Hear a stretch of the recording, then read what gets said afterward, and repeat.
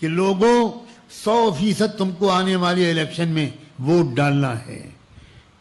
کسی نے انشاءاللہ نہیں کہا. آپ کا ذوق نہیں صحیح ہو پا رہا ہے.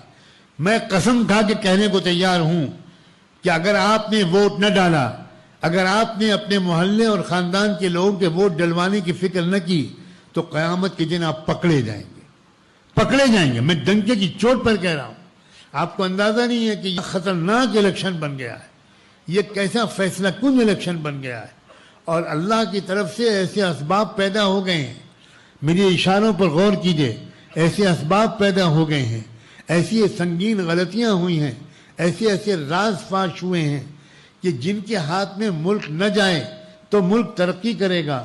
ان کی کچھ ایسی غلطیاں، ایسی حرکتیں اور جرائم منظر عام پر آ گئے ہیں کہ اب ملک کے عام لوگ جو ان کو عام حالات میں شاید انہی کو ووٹ دیتے، وہ بھی اب توبہ توبہ کر رہے ہیں، کان پکڑ رہے ہیں اور طے کر دیا، اعلان کر رہے ہیں کہ ان کو ووٹ کسی قیمت پر نہیں دیں گے. ایک موقع اللہ تعالیٰ نے آپ کو دیا ہے. اس موقع پر اگر آپ سست بنے رہے اور آپ نے سوچا کہ ووٹ دینا دنیاوی کام ہے، ووٹ دینے کا دین سے کوئی تعلق نہیں، ہم دیندار لوگ ہیں، ہم ووٹ نہیں دیں گے، تو آپ مجرم ہیں. مجرم.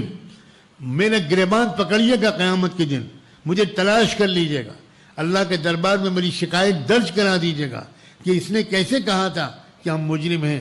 میں انشاءاللہ جواب دوں گا. میں سینکڑوں آیات کی روشنی میں جواب دوں گا.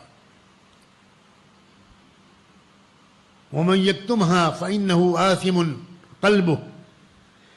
جب گواہی مانگی جائے کسی سے اور اس وقت وہ گواہی نہ دے، اللہ نے قرآن میں کہا ہے کہ وہ گنہگار ہے. لا تکتموا الشہادہ. گواہی کو چھپاؤ مت. یہ ووٹ کیا ہے؟ یہ ایک گواہی ہے.